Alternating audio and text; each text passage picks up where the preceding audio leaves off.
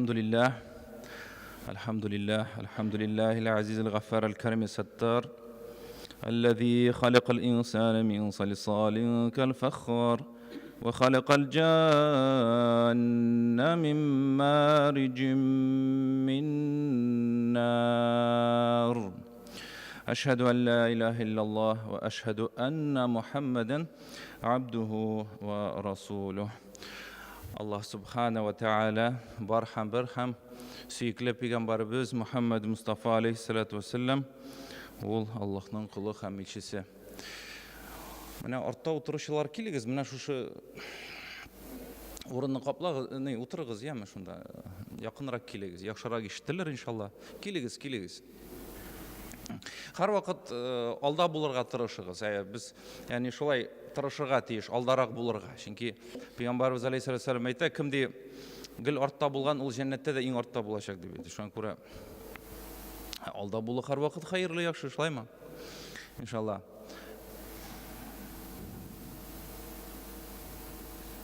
Яхшы. Һәм җәмәгать йоклыйбыз бөтенебездә. Вәгазь кызык булмай, йоклыйбыз, ял итәбез, яни. Вәгазь кызык булмый бүген, яни. Кызык булмый. Гадәти, сез белгән темага сөйләйбез инде. Шулай бит, шуңа күрә тынычланабыз һәм тыныч кына утырабыз, яни. Мин сөйләрмен шунда, сез шунда тыңласагыз, тыңлагыз, тыңламасагыз, тыңламагыз, яме? Сөйләштекме шулай? Һәм иншалла бүген нәрсә турында сөйлисе килә, шул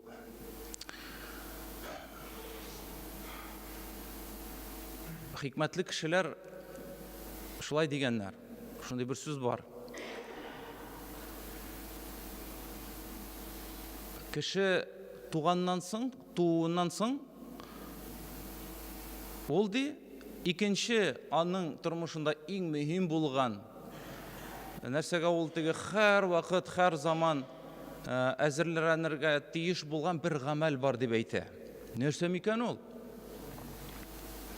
Өйләнү микән? Бала табу микән? Нәрсә микән ул? Институтны кызыл дипломга тәмамлау микән? Нәрсә була микән ул? Иштән генә уйлагыз әле.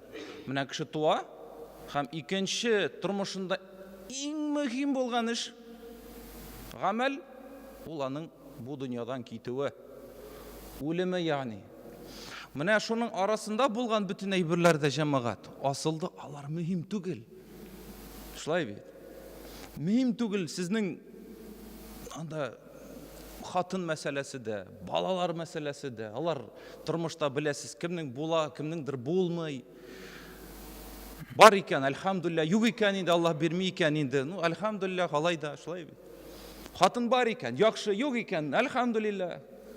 Яхшы машина бар икән, әлхәмдүлилләh, юк икән, әлхәмдүлилләh. Әмма без шушы икенче мәсьәлә турында уйларга тиеш. Әнә ул тегендә. Иң якын перспективада көтеп тора. Менә без тудык бит инде, сайламады, килдек бу дөньяга. Һәм ул бу дөньядан китү, ягъни безне һәр вакыт яныбызда йөри. Һәр заман беребез дә әйтә алмый, юк, мин бу дөньяда мәңге яшим дип, ягъни, яки мин әле бу дөньяда тагын 50 ел, яки 60-80 ел яшәрмен дип, шулай бит беребез дә әйтә алмый. Һәм менә шушы яшәү периодында да җәмәгать, без әлбәттә сезнең белән, чөнки без яшибез гамәлләр дөньясында, гамәл кылабыз, шулай бит. Яхшы да бар гамәл, ике төргә бүленә, бар начар гамәл. Кайсысын күбрәк эшлибез микән? Оптимистлар әйтер, әлбәттә яхшы гамәлләрне. Әмма ләкин бүгенге көндә оптимизм юк. Югалды ул, бетте. Шулай бит. Шуңа күрә кызганыч ки без аны телибезме, кайчакта теләмибезме, барыбер дә гөнаһларны бәлкем күбрәк эшлибездер, шулай бит. Чөнки без белеп эшләгән хаталар, гөнаһлар, бар бит күп кенә алар белмичә дә кылган гөнаһлар, алар бар җәмәгать. Сез уйлыйсыз, көне буена отчет язып барсагыз да, көненә мәсәлән бер тәүлек эчендә 10 гөнаһ кылдым гына дип язып барсагыз, блокнотка бит. Тагын аны ничәгә тапкырларга кирәк микәндер әле, шулай бит. 2гәме, 3гәме, 5гәме, Аллаһ үзе белүче. һәм гөнаһларны бөтен кеше кыла. Гөнаһсыз кеше юк. Ул пәйгамбәрләрне генә Аллаһ субхана ва тәгалә саклады гөнаһлардан, шулай бит. Безнең бөтенебезнең дә бар әлбәттә. Һәм җәмәгать, безгә бөтенебезгә дә фарыз булган бер гамәл бар. Нинди гамәл микән ул? Тәүбә итү. Бу иҗма, галимнәр бөтенсе әйттеләр. Һәр бер мөселман кешесе тәүбә кылырга тиеш. Һәр көн, һәр заман. Теге эшлисез, эштән бушадыгыз, буш вакытыгыз бар. Бер тынычланып, Аллаһта я Рабби, мине кичер дип тәүбә кылу кирәк җәмәгать. Тәүбә кылуның файдасы нәрсә? Аның җәмәгать файдасы бик күп, шулай бит. Кеше уяна, кеше үзенең кем икәнен белә. Нитә, ягъни тынгы тапмый, чөнки хаталар бар. Чөнки гөнаһлар бар, шулай бит. Чөнки үзен иминлектә хис иткән кешеләр, алар кафирләр генә. Шулай, чөнки алар ышанмый. Ни Аллаһка ышанмый, бер кемгә, бер нәрсәгә ышанмый. Динне кабул итмәй алар, шулай. Алар гына тыныч яшиләр. Без иманга, намазга бастык, без тыныч түгел. Нәрсә көтә безне Аллаһ үзе генә белүче. Шуңа күрә тәүбә кылу һәр беребезгә дә кирәкле гамәл. Без аны эшли алабыз. Була эшләмәскә дә әлбәттә һәр бер кешенең үз ихтияры. Әмма кылсаң яхшырак, шулай бит. Һәм тәүбә сүзенә нәрсәне аңлата, ягъни кайту, мәгънәсендә карасак, кайту, ягъни кайту. Кайту, нәрсәдән кайту? Начар тормыштан, гөнаһлы, хаталы тормыштан кайту кемгә? Аллаһка. Дини шәригать терминын әйтеп инде. Ягъни начар тормыштан, гөнаһлы, хата кылып яшәгән тормыштан Раббысына кайту була ул, ягъни тәүбә. Чөнки тәүбә кылуда кытылу бар Аллаһның кылы өчен. Иминлек бар, кытылу бар. Шулай кытылу нәрсәдән? Начар урыннан, җәһәннәмнән. Аллаһ субхана ва тәгалә Коръәндә әйтә, Ат-Тахрим сүрәсенең 8-нче аятында ялгышмасам, Я айюхаллазина аману, ай иман иткәннәр, тубу илаллаһи тәүбәтән насуха. Тәүбә кылыгыз ихлас күңелдән, кыласыз икән ихлас күңелдән кылыгыз дип әйтә.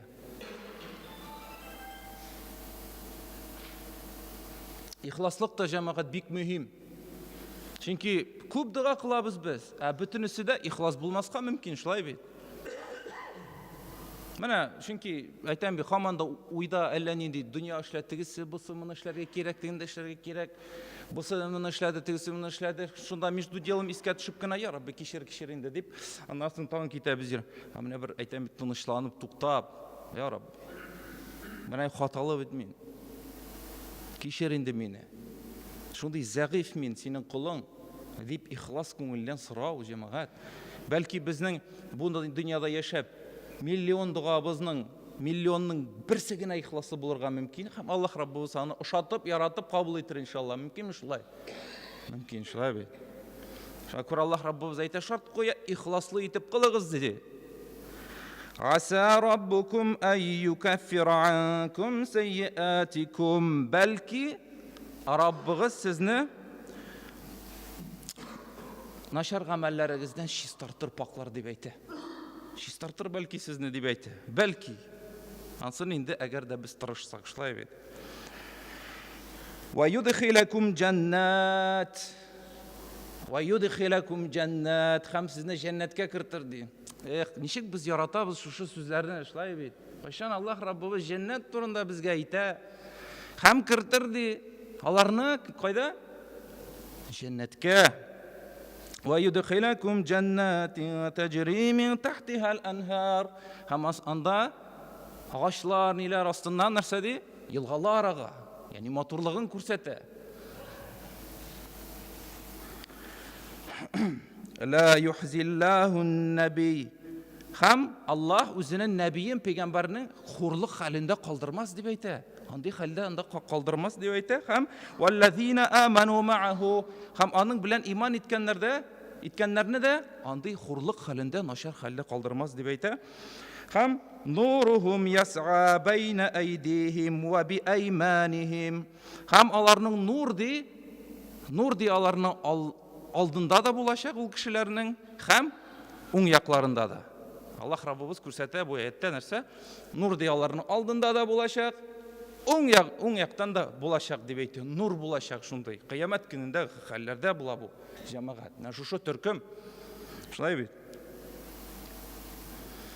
يقولون ربنا أتمم لنا نورنا واغفر لنا. Һәм ул кешеләр дә әйтерләр: Ай Раббыбыз, я Рабби, бу нурны безгә тулы итеп бир дип, тулы, сүнмәсен бу нур дип. Чөнки әле бу кешеләргә Сырат күперен узасы бар. Сырат күперен узу бик кыен, авыр. Яни сорыйлар алар: Я Рабби, Раббыбыз, нур бетмәсен иде дип. Шушы нур белән узырга да насыйп әйлә. Чөнки авыр вакыт ул кыямәт көне. Авыр вакыт. Анда нәрсә булачак? Бу кешеләргә Аллаһ Раббыбыз нур бирде. Күрәсезме? Тынычлык бирде, иминлек бирде. Һәм алар сөйләрләр: Я Рабби, бу нур бетмәсен. Һәм вагфир лана, кишер безне дип. Кишер безне. Иннака ала кулли шайин кадир. Син кудрат иясе. Син һәр нәрсәгә кудрәтле дип, ягъни. Менә шул. Бу төркемнәр кемнәр? Тәүбә кылган кешеләр, шулай ихлас күңелдән. Аллаһ Раббыбыз бүтенебезгә дә насыйп әйләсен. Шушы төркемнән булырга иншаллаһ. Шуңа күрә тәүбә сүзләрен, истигъфарларны әйтүдә җәмәгать иренмик, ялкауланмик. Инде ким дигәндә дә истигъфар сүзләре, астагфируллаһ дигән сүзләр, тәүбә сүзләре безнең бу дөньяда кылган гөнаһлардан да артып китсен иде, шулай бит. Чөнки Пәйгамбәрбез алейһиссалату вассалам да күп итеп әйтә иде: астагфируллаһ. Үзе пәйгамбәр булса да, гөнаһлардан сакланган кеше булса да, күп итеп әйтә иде. Хадисләрдә килә 70 тапкыр, кайберләрендә әйтелә 100 тапкыр астагфируллаһ дип әйтә иде, пәйгамбәр булса да. Без беләбез, ул 100 яки 100 дип әйтү ул ягъни күп. Арабларда шулай 100 тапкыр дип әйтә, ягъни күп. Бәлки ул меңләгәнчә әйткәндер аны, шулай бит.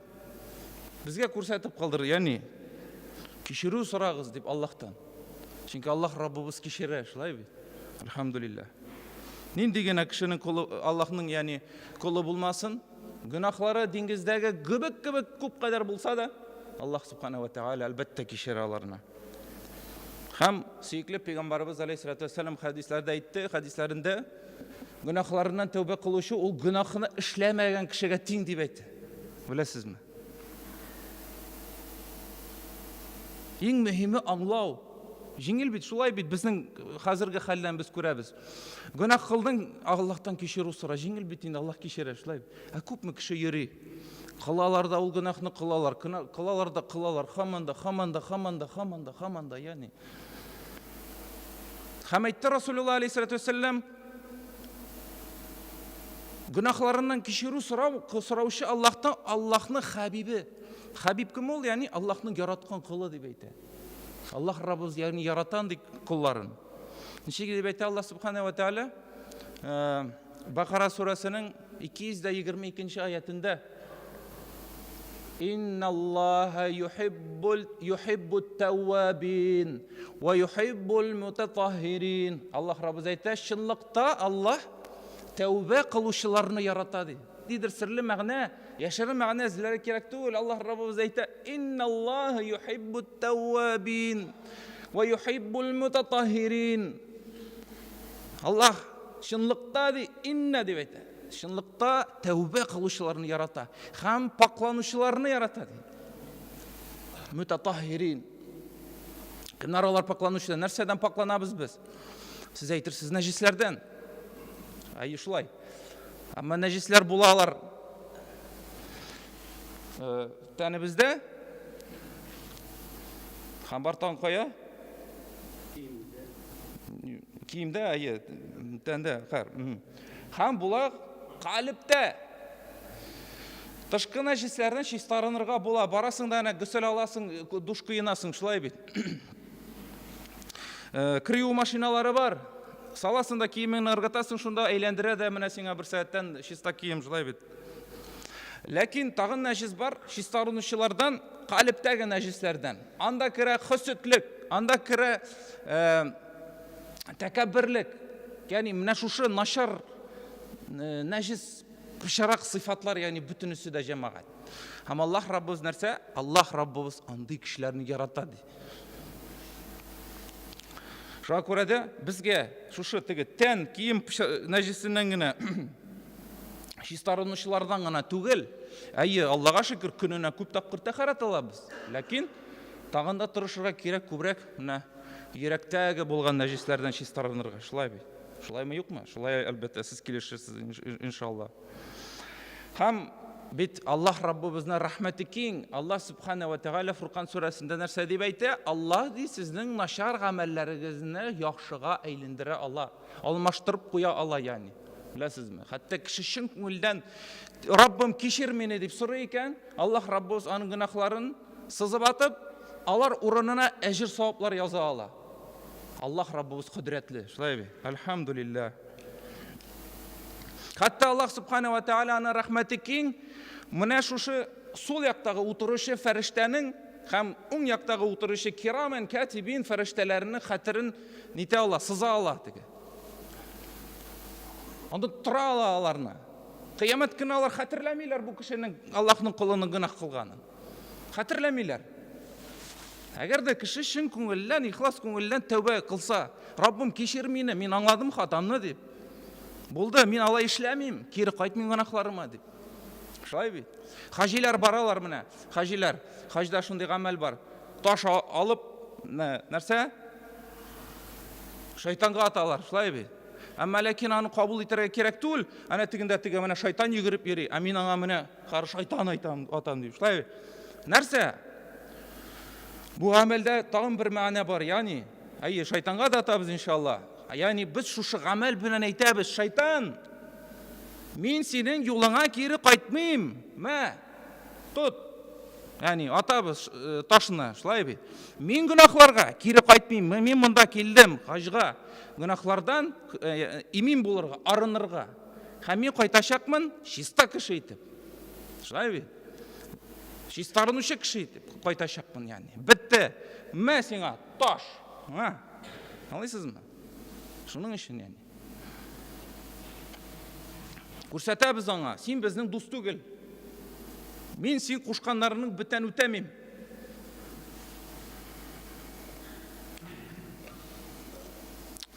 Һәм җәмәгать тәүбәнең дә галәмәтләре бар үзенең. Тәүбә кабул булса да өчен нәрсә эшләргә кирәк? Аның да галәмәтләре бар, яни. Нәрсә эшләргә кирәк? Әлбәттә, әгәр дә кешенең нашар дуслары бар икән, нашар теге компанияларда йөриләр, менә бигрәк тә яңа гына намазга басучы кешеләр бар монда күп. Шулай бит. Ул вакытта ул иптәшләрдән ярак булырга кирәк, җәмәгать, калдырырга кирәк. Шулай бит. Яни калдырыр алдыннан әлбәттә без аларга аңлатырга тиешле. Дусларым, мин Аллаһ юлына бастым, намазга бастым, мин ул сез кылган эшләрне эшләмим. Әйдәгез минем белән дип, шулай бит. Әгәр дә инде юк икән, каршы киләләр икән, ул вакытта без андый дуслардан ярак торырга тиешле. Аңлыйсыз? Чөнки андый дуслар, иптәшләр әлбәттә Аллаһка таба юнәлгән кешегә тынгы бирмәячәкләр, шулай бит. Һаман элекке гадәтләрен дәвам итәргә һәр вакыт өндәп торачаклар, шулай бит. Әйдәле безнең белән әйдә, элеккеге кебек ял итигәле, нитигәле дип. Шуңа күрә нашар компаниядан ярак булу. Шулай ук ялгыз булуны ярату, ул да җәмәгать бик файдалы эш. Теге аңлашыла, әгәр дә мәсәлән кардәшләр белән дә теге бит инде бүтән кешенең дуслары бар, алар белән дә теге күңел ачып йөрү, ул да җәмәгать файдага бармаска мөмкин. Шулай бит. Шуңа күрә дә барыбер дә һәрберебездә ялгызлыкны җәмәгать күбрәк яратырга тиешле. Ялгызлыкны ярату да ул хәерле гамәл, иншалла. Шулай ук күп сөйләмәү, тынлык, менә шулай теге телне файдалы эштә генә, файдалы сүзләр сөйләүдә генә куллану, шулай ук керә анда. Шулай ук файдасыз гамәлләрдән ярак булу. Алар күп, бигрәк тә хәзерге вакытта, шулай бит, файдасыз гамәлләр, шул интернетны да алсак, кісәден телефон аласың, анда һәрбіріміздің де контактта, инстаграмда тегесі бұсы, анда әлі нәрселер бар. Күні ғадетке кірді, күні отырасың, анда нинди яңалықлар мекен, меңа лайк қойғанлар мекен, нәрсе мекен деп. Бұл мәселені де, бұл ішлеріні де жамағат қысқарту хайырлы. Яғни бола қарап алырға яңалықларына хат yazмағанлар мекен, анда не түшінке түрлі ішлер болар, шылай бет. Әмма ләкин шуның телефонның қолы болу, ол да файда кетірмес. Біз енді жамағат Құр'анға шу хәтлі иқтибар бермейбіз, шылай бет асылда. Телефонға иқтибар берген кебі.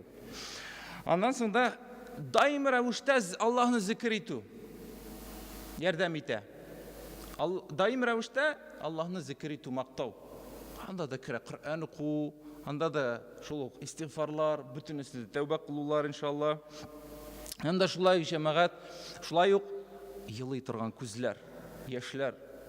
Алар да жамағат тәубәнең бір галәмәтләридер. Әмма ләкин бүгінгі көндә безнең яшьләр генә менә күз яшьләре кайчан гына ага, шулай бит. Ниндидер якын кешене күнгәндә генә бәлкем. Әмма Аллаһтан куркудан, Аллаһны яратудан кызганыч ки акмый, шулай бәлки ага да сирәктер. Бит biz kitaplarını okuyup bilemiz. Peygamberimiz aleyhissalatu vesselam hem de sahabeler Allah'tan korkup Allah'ını yaratudan yılıydılar her zaman. Şulay bey. Hikmetini kureydiler, bileydiler, yılıydılar. Hatta tasvirlarına sakalları da uluş idi, yuvuş idi. Sakallarından da göz yaşları ağa, yani göz yaşı şu katlı küp diyen anlata. Bugünkü günde yaşlar gene tügül, göz yaşları gene tügül, sakallar da yok bitti, şulay bey. Şunday haller бүгінгі күнде. Хам тәубәнің жемішлерінен болып та санала, ол да жамағат Аллахның құлы, Аллахның дұсты бола. Аллахның дұсты бола. Бұл Аллах біле, Раббысы біле яқынлық, яғни. Шулай ук кіші қылған ғибадетінің тәмін тата башлай. Теге була керек, мәчеткә керде, рыс. 4 ракат керек, ярар. 4 ракатны кылад, аннар китә, шулай түгел, юк. Намаз укыйсың, аны тәмин татыйсың. Намаз, гыйбадат, мин Раббым каршында, альхамдулилlah, яни мен шундый тәмин татып. Тәмин татый башлый кеше. Бу тәубәнең җимешләреннән санала, яни. Аңлыйсыз, бит. Альхамдулилlah. Һәм шулай ук элек әгәр дә кешенең гамәлләрен Аллаһ Раббыбыз начар тормышта яшәү сәбәпле кабул итмәгән булса, хәзер инде Аллаһ Раббыбыз аның гамәлләрен кабул итә башлый. Яни беләбез, теге бар кешеләр, безнең ватандашларыбыз, шулай бит. Алар мондый тормыш алып баралар, менә һәрәне бәйрәмнәр килеп җитә. Күп кешеләр шуның белән мавыгыр, шулай бит. Без беләбез, Салдымскийларга аларның 40 көн дәвамына Аллаһ Раббыбыз дуаларын кабул итми, шулай бит. Кайбер без белгән кешеләр шуның белән кемдер һәр көндә бер рюмка еп бәрә, шулай бит. Кемдер тагын нәрсәдер эшли. Һәм Аллаһ Раббыбыз бәлкем аларның гөнаһларын кабул итмидер. Һәм әгәр дә кеше тәүбә кылып бу гамәлләрдән Аллаһка кайта икән, Аллаһ Раббыбыз аның хәерле гамәлләрен әлбәттә нишли башлый, кабул итә башлый. Аның инде дугалары да кабул була башлый, кылган хәсәнәтләре дә кабул була башлый, җәмәгать. Альхамдулилlah. Тик нәрсә генә кирәк? Тәүбә кылу кирәк. Аннан соң кешенең калбенә нур кайта. Нур. Йөзе нурлана. Ул нурны да без кешеләр, гади кешеләр дә сизәбез, шулай бит. Мәсәлән, бөтенләй инде эшеп, теләсә нәрсә эшләп кешеләрнең ул йөзенә чыккан. Килешәсездер, шулай бит. Йөзенә чыккан бар ул күренә. Менә ул андый эшләрдән арынган кешегә, ярак булган кешеләргә, кем менә намаз укый, аның йөзендә нур бар. Нур бар. Калбендә нур бар, иншалла. Шулай ук фәрештәләр инде аның Коръән укыганын тыңлый башлыйлар. Әгәр дә элек алар ул кешенән ярак булсалар, шулай чөнки теге кеше йөри иде, зина кыла иде. Эшеп, әллә нәрсә сөйләшеп биргән булса, фәрештәләр аның янына да килмәйделәр, шулай бит. Ничек итеп, менә шушы кирамен катибин фәрештәләр җиренгәннәр ул кешедән шулай бит, чөнки алар аны һәрвакыт күзәтеп торырга тиешле. Шуңа күрә башка фәрештәләр инде аңа таба тартыла башлый, киләләр. Бу Аллаһның кулы кырале, Аллаһны зикр итә икән, тыңлап торалар аны, ягъни. Аңлыйсызмы? Шуңа күрә сез бу юлга баскансыз икән, әлхәмдүлилләh, сезнең анда өегездә яшәүче иншалла фәрештәләр саны да бәлкем күбәйгәндер, шулай бит. Чөнки сез Аллаһны зикр итәсез, искә аласыз. Без беләбез хадисләрдә Аллаһ Раббы Субхана ва Тааля айыры, махсус шуның өчен бар иткән фәрештәләр бар. Аллаһны бу дөньяда зикр иткән урыннарны эзли торган. Йөриләр тегендә. Анда космостамы, кайдаларында, һава буенча йөриләр, эзлиләр, карыйлар тегендә. Кая Аллаһны зикр итәләр, шунда очалар алар, субханаллах.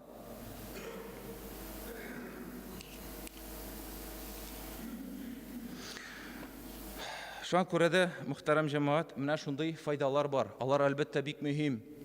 Шуңа күрә, әгәр дә калб нурлана икән, йөз нурлана икән, шулай бит, кеше үзгәрә икән, кешенең ахырда иншалла җиңел булырга мөмкин, һәм яхшы булырга мөмкин әлбәттә, шулай бит. Чөнки менә бит ул фәрештәләр язып торалар һәр заман. Пәйгамбәрбез алейһиссәлам әйтә, Аллаһ Раббы теләсә, ул фәрештәләр онытачак дип әйтә. Хәтта Аллаһ Субхана ва Тааля оныттыра ала ул гынах кылган тән әгъзаларында, кулларны, аякларны, күзләрне оныттыра ала. Кыямәт көнне алар да онытыр. Ягъни хәтерләмибез диерләр. Бу күрмәдек бер нәрсә дә. Хәтта Аллаһ Раббыбыз әгәр дә теләсә, ул зина кылган урынны да оныттырыр. Ягъни җирне һәм күкне алар да хәтерләмәс. Алар да әйтерләр, без бер нәрсә күрмәдек, ягъни. Һәм без беләбез, кеше гынах кылгач, уң яктагы фәрештә сул яктагысына әйтә, тукта, кардәшем, язма, тукта. Бәлки бу Аллаһның кулы тәүбә кылыр, истигъфар кылыр. Бәлки Аллаһ Раббым мине кичер дип әйтер. Тукта ди. Күпмедер вакыт алар ул көтеп тора, ягъни язмыйча, шулай бит. Бу да Аллаһ Раббыбызның рәхмәте. Һәм карагыз, Аллаһ Раббыбызның рәхмәте нәрсәдә? Кеше бер гынах кылса, аңа ничә гынах языла? Бер яхшылык эшләсә кеше, ничә языла?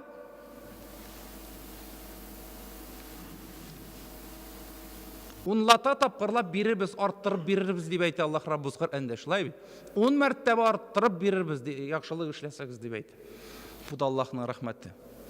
Шуңа күрә бездән җәмәгать тырышу гына кирәк, әлбәттә, шулай бит. Бездән тырышу гына кирәк. Һәм Расулуллах алейһиссәлам әйтте акыллы кеше турында. Менә кем була ул акыллы кеше? Шулай бит. Акыллы кеше ул иң элек үз-үзен тәнкыйтли ди. Ул иң элек үз-үзен тәнкыйтли, үзенә карый, үзенең гынахларына карый, үзенең хаталарына карый. Ул башкаларына карамый. Безнең бүгенге көндә башка хәл, шулай бит. Безне шулай итеп инде 100 ел, ничек әйтим, тәрбияләделәр. Телевизор ул үзенең эшен эшли, шулай телевизорга күрсәтәләр. Башка кешеләрнең тормышын. Шул ук сериаллар, шул ук Санта-Барбаралар. Кешеләр бары иделәр, ничә ел барды ул? 10 ел чамасы, шулай бит, уннан артык та бәлкем. Бөтен халык, бөтен дөнья карап утырды аларның тормышын. Менә нәрсә эшләп утыралар анда, беләсезме? Менә безнең аларның нәрсә эшләгәнендә бөтенләй эшебез булырга тиеш түгел. Безгә иң мөһиме нәрсә? Үзебез. Кая без барабыз? Безнең хәлебез нинди? Гынахмы, савап эшлибезме? Шунысы мөһим булырга тиеш. Шул була, шуны чамалаган белгән кеше, ул да була акыллы кеше. Үз-үзен иң элек тәнкыйтьләгән кеше, ягъни. Аңлашыла бит. Һәм дә гынахларына тәүбә иткән кеше, тәүбә итә белгән кеше, ул да акыллы кеше. Һәм акыллы кеше ул әлбәттә ахирәте өчен тырышкан кеше. Яни бу дөньясы өчен тырышкан кеше түгел, ахирәте өчен. Чөнки без әйттек, кеше баштан туа һәм икенче нәрсәгә ул әзерләнергә тиеш, ул үлемгә. Бүгенге көндә без бөтенебез дә әзер түгел, шулай бит. Әзер түгел инде. Куркабыз үлемнән. Куркабыз, менә килер үлем фәрештәсе, килә, әйдә киттек дияр, шулаймы? Әмма ләкин мөселманның хәле аның башка үзгә булырга тиеш, әлбәттә. Шуңа күрә дә ахыр көнгә әзер булу кирәк. Менә хәтта искә төшә беләсез нинди хәл? Расулуллах алейһиссәлам сахабалар белән бер вакыт бер җирдән бара иделәр. Бер җирдә бер үләксә ята. Өләксә нидер хайван мәйті. Хам Расулулла алейхиссалам айтты: "Ей, дусларым, килегез, бүтінігіз де." Келділер де айттылар: "Қарағыз де. Мына бұл дүния де. Мына сіз де мына шушы нәрсе үшін, шушы дүния үшін қуасыз" деп айтты. Яғни бір қарағанда бұл дүния ол бик матур. Бұл дүнияның бик матур дүния бұл. Шулай бе? Нәрсе үшін анда? Атлар бик матур, яғни машиналар матур, дүния, жиһазлар бар, бүтінісі де бар, яқшы телефонлар, яқшы машиналар, матур хатын қыза бүтінісі де бар. Ләкин дүния ол менә шушы ятқан үләксә кебек, яғни асылы аның ямсыз. Хаманың сөзі де дүния нәрсені аңлата, яғни түбән бір юк қына бір әйбер дигәнне аңлата ул, яғни. Аңлайсызмы? Ул безнең өчен кыйммәт. Безнең өчен кыйммәт, Аллаһ өчен ул кыйммәтле түгел. Һәм кыямәт көнне дип әйтелә, шулай ук бу дөньяны алып килерләр кешеләр алдына, мәгез, карагыз дип, яғни. Нинди хәлдә алып килерләр? Бер ямсыз бер карчык кебек, убырлы карчык диләрме әле бездә? Ямсыз бер убырлы карчык кебек. Шуның кыяфәтендә бу дөньяны алып килерләр, күрсәтерләр. Менә шушы дөньяны сез яраттыгыз дип. Шушының артыннан сез кудыгыз дип. Шулай бит? Менә шул. Шуңа күрә җәмәгать бу хикмәтне аңласак, иншалла, бик хәерле булыр. Һәм без юкка гына үлем турында искә алмадык. Чөнки менә Коръәнне дә карасак, хәдисләрне дә карасак, җәмәгать, әгәр дә без тәүбә тематикасын алабыз икән, әйбит. Тәүбә һәм үлем менә шушы ике тема бер килә. Гер янәшә киләләр, бергә киләләр. Ни өчен? Чөнки тәүбә ул җәмәгать, ул билгеле периодка гына, вакытка гына бирә Аллаһ субхана ва тәгалә. Кайсы вакытка гына? Бетте. Үлем алып китсә, үлем фәрештәсе, шулай бит. Анда инде тәүбә итә алмыйсың. Үлем килгәч, бөтенесе иман итә Аллаһка, бөтенесе ышана. Аллаһ бар икән. О, фәрештәләр бар икән, фәрештәләрне күрәләр, аны сөйрәп алып китәләр күкләргә, андагы дөньяларны күрә башлый. Шуңа күрә тәүбә җәмәгать, ул бар, менә шушы без исән чакта гына. Шуңа күрә бу исән чакны һәрберебезгә дә кадерен бүлү бик кирәкледер, шулай бит. Шуңа күрә бөтенебездә тәүбәбиннәрдән булса идек, бөтенебездә мутатаххириннәрдән булса идек, җәмәгать. Шуңа күрә тырышыйк, иншалла. Шушы вакытыгызны алдым, әле сөйлисә әйберләр чынлыкта күп, әмма ләкин иншалла бүтән вакытта Аллаһның ярдәме белән шуңа күрә уйланык, фикерләник. Бөтенебезгә дә файдага булсын иде. Амин. Аллаһумма салли аля саййидина Мухаммадин абдика ва расулика ан-набiyil ummi ва аля алихи ва сахбихи ва саллиму таслима. Сami'ud du'a.